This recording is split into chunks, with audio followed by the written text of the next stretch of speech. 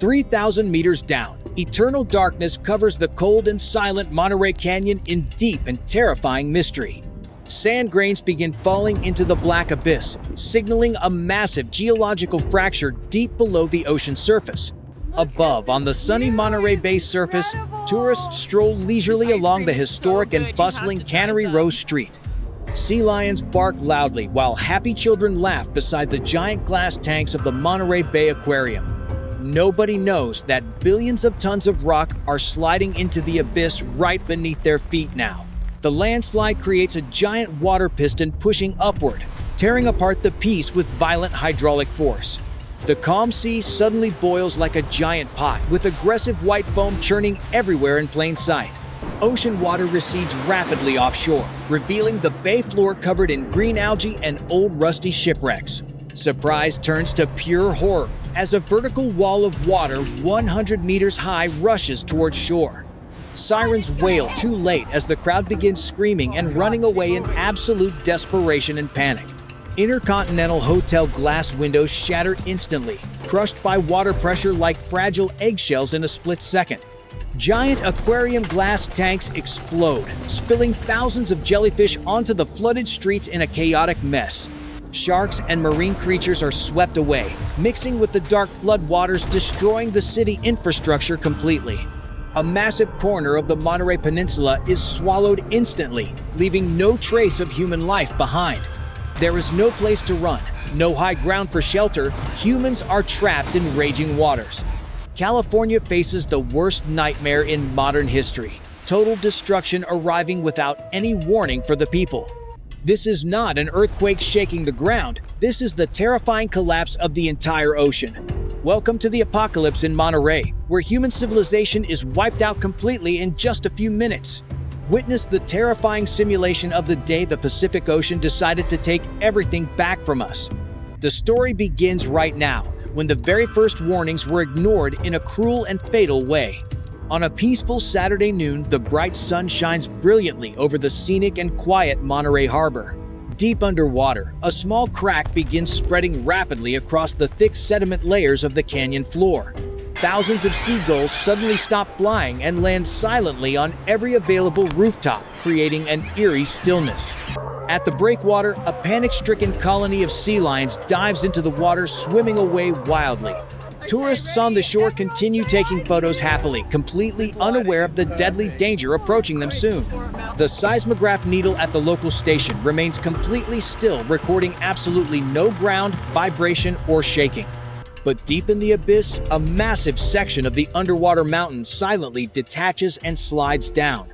This massive displacement of volume immediately sucks the ocean water from the shore out towards the open sea. The water level at the harbor drops, suddenly revealing rotting wooden piles beneath the pier foundations clearly. Luxury sailboats lose their buoyancy, tipping over and crashing heavily into the muddy bottom of the harbor. The trash-filled seabed covered in green algae lies exposed under the harsh sunlight never seen before. Instead of fear, the curious crowd begins climbing over railings to inspect the strange phenomenon closer up. A Caucasian man walks on the wet sand excitedly, picking up fish that are flopping and dying. A young child finds an ancient seashell buried deep in the mud, holding it up to parents. From a high aerial view, the coastline has receded miles away, creating a vast and deadly void. A low-frequency sound like a jet engine begins rumbling ominously from the distant horizon line now. A glass of water on a seaside cafe table starts vibrating slightly, creating tiny concentric ripple patterns. The beach lifeguard stands up, squinting his eyes, looking towards the horizon line that is now deforming. The horizon is no longer flat. It bulges into a massive black mass blocking out the sky.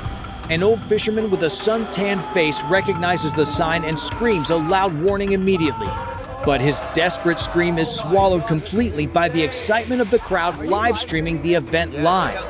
The ocean water begins changing color, turning from clear blue to a murky brown full of mud. The seagulls all take flight, simultaneously flying back towards the mainland, forming a dark cloud in sky. The wind starts blowing backwards from the sea, carrying the strong stench of the rotting ocean floor. Now, a gigantic wall of water finally reveals itself, swallowing the ships stationed offshore in the distance. People walking on the seabed stop moving as smiles vanish instantly from their terrified and pale faces. They turn to run, but the thick, muddy sludge beneath their feet makes every step impossibly heavy. The city public address system crackles loudly before broadcasting an urgent evacuation order to all the residents. The shadow of the giant wave falls over the city, completely blocking out the bright sunlight instantly. Time has run out as nature begins its most brutal attack on the beautiful California coastline today. The colossal wall of water rises to its maximum height, casting a terrifying shadow over the entire coastline. The deafening roar of the approaching wave drowns out every other sound, including the screams of the people. Millions of tons of dark seawater crash down onto the shallow reefs, creating an explosion of white foam.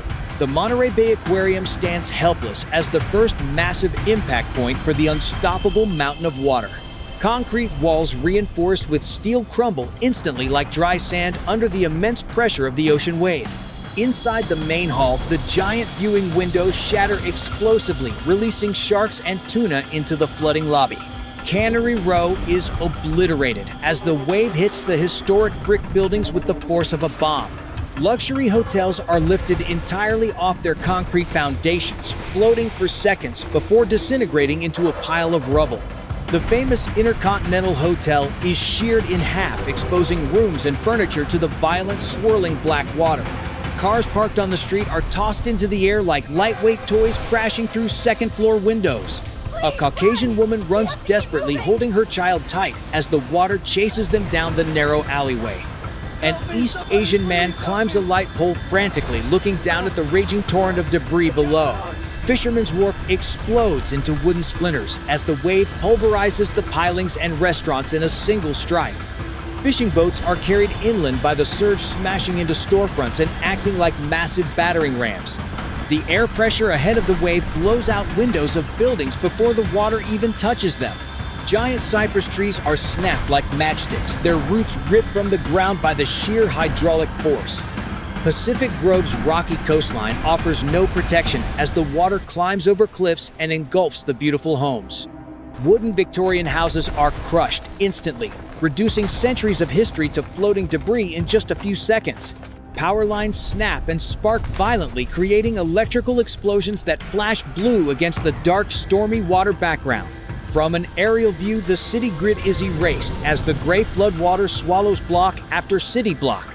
The water is not blue, but a thick black sludge filled with sand rocks and destroyed city debris. A fire truck responding to the alarm is swept sideways by the current, its lights still flashing underwater. The famous sardine factories turned into shops are gutted, leaving only skeletal steel frames standing in the ruins. A massive cloud of dust and spray rises up, engulfing the city in a suffocating mist of destruction. People trapped on lower rooftops scream for help as the rising water level chases them to higher ground. A Caucasian man watches in horror from a hill as his home disappears under the churning water forever. The sound of grinding metal and crumbling concrete echoes loudly as the city is chewed up by nature. Gas lines rupture underwater, sending massive bubbles of flammable gas to the surface, which then ignite and explode. Patches of fire burn on top of the rushing water, creating a surreal and hellish landscape of doom. The wave travels inland faster than a car can drive, overtaking fleeing vehicles on the coastal highway roads. An East Asian woman in a car looks back in terror, seeing the wall of water approaching closer. The vehicle is engulfed by the surge, rolling over and over in the muddy current like a pebble. Debris dams form at intersections, piling up cars and timber, which then burst, releasing a new flood wave. The majestic Bixby Bridge in the distance shakes violently as the wave assaults its massive concrete support pillars.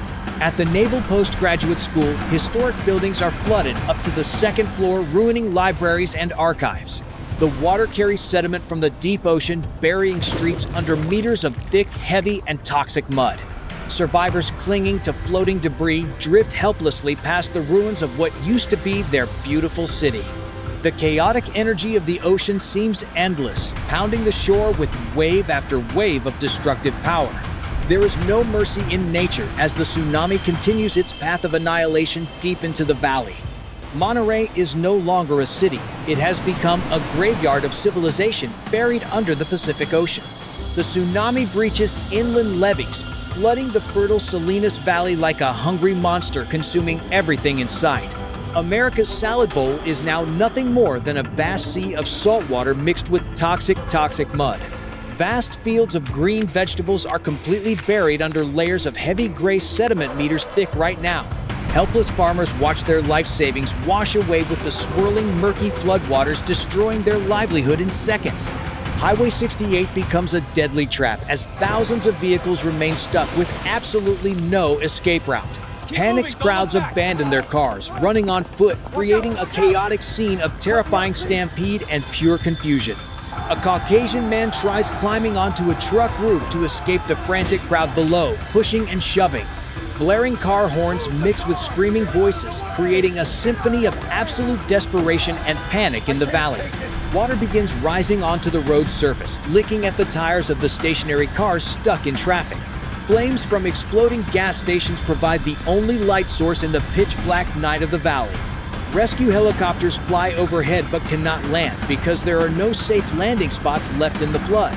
The water level continues rising higher, swallowing the lower floors of the few buildings still standing in place. Floating debris crashes together, creating terrifying cracking sounds that echo loudly through the silent and dark night air.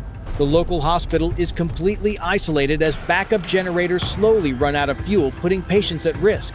National Guard forces try approaching with rubber boats, but the current is too strong and dangerous to navigate. This event is a stern warning about the fragility of civilization in the face of powerful nature. Humans will rebuild the city, but the scars of today will never fade from history or memory. The ocean has returned to its inherent silence as if it never caused this terrifying nightmare scenario. In the survival battle with Earth, humans have never won and will never win against nature's forces.